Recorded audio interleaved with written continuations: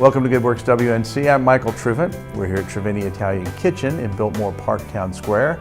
This segment is brought to our good friends at Noble Specialties. Great organization. And with us is Dave Torbett, the Executive Director of ReCreation Experiences. Glad you're here. Thank you, sir. So what is ReCreation Experiences? Well, we're a home repair mission organization. About the easiest way to describe it is to tell you that we are the place where other churches in this area organize mission projects, and they send them off to other places. Well, we're the place that other places organize their mission projects, and they send them to us. So we work primarily with middle school, high school, college age, adult programs. We bring them here to work on low-income, elderly, and fixed-income people's homes. So how did y'all get started? Well, about 27, 28 years ago, there was a young guy who was working in the church and was really struggling to find a program or something that would really put people's experience with their faith together in a way that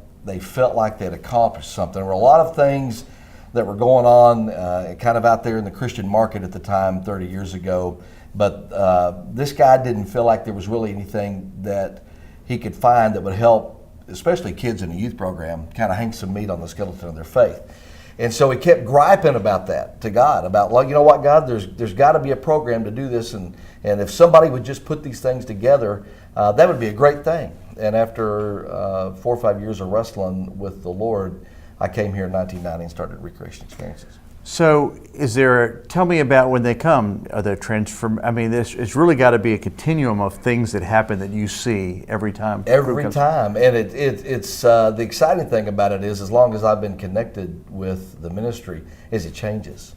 It's evolving and growing and changing, and one person's experience is completely different than another person's experience. And it's like we described it a lot as saying that if you put Christ in the center of a room and you ask someone, what do you see? Well, someone over here says, well, I see a right ear, that's Jesus. And someone else says, well, no, he's obviously the forehead, I see the forehead. But it's the same Christ and it's the same experience. What binds everybody together, and we have everybody from Catholics to charismatic and everybody in between, what binds them together is the service.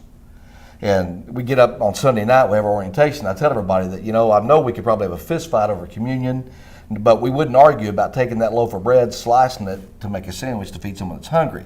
So the only place we get to argue about theology is if you're laying shingles on a roof in the hot sun. Wow. Well, that argument never takes place because you're too busy working. So the service is what centers everybody. The service is the experience. It's what brings everybody to that one place together. So what can they expect during the week? Well, what they can expect is hard work, and we start a day at about 5:30 in the morning. We get, and this, you're dealing with a lot of folks who don't work this way, especially middle school, high school, college age kids. So there's a whole work dynamic that they're getting experienced for a lot of them. It's mainly you're talking about a middle class to upper class population.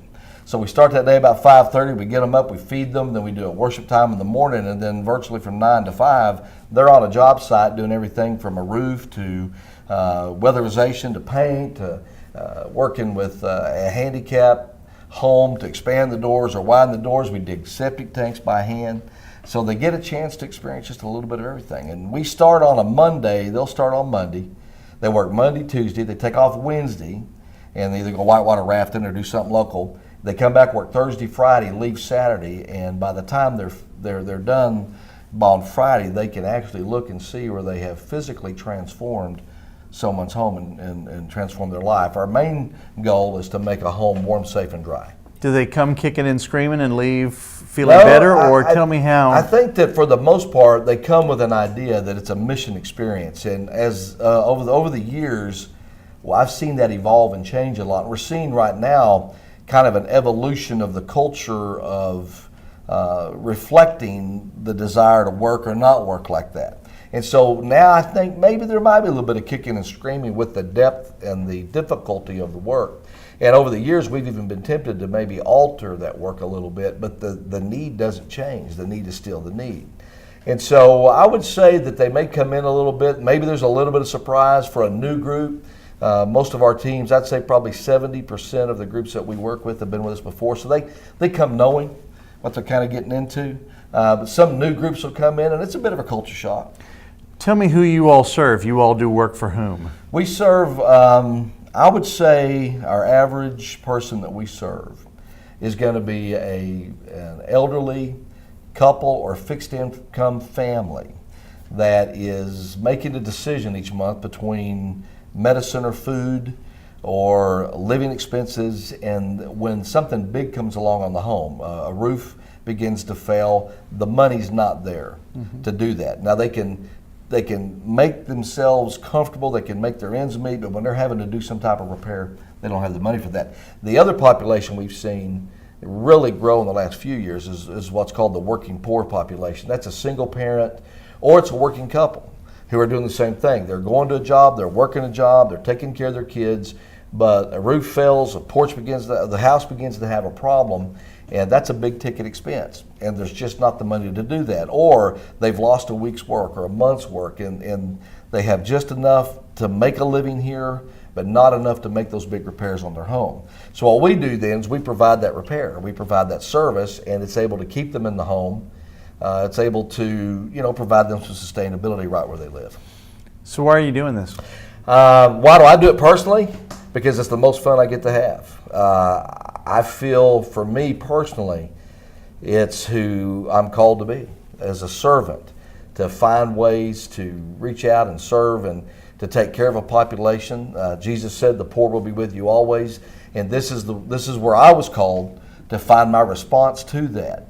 There's a lot of other great mission programs that do great work. This is our niche. This is what we do to serve that population. What an incredible niche. What a pleasure to get to know you and what you're doing. And so Dave, thank you for being with us. Thanks to Brad and Sherry Noble Enterprises. Again, great folks, great sponsors.